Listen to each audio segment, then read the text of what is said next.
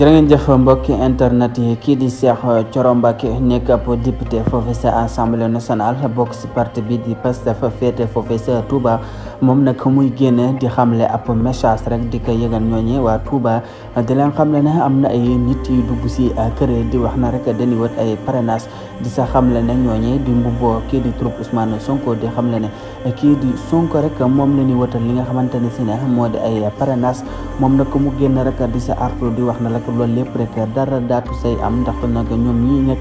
bokk si waa Pastef nag fare foofee sa Touba saa bu ñu jógee rek pour wët ay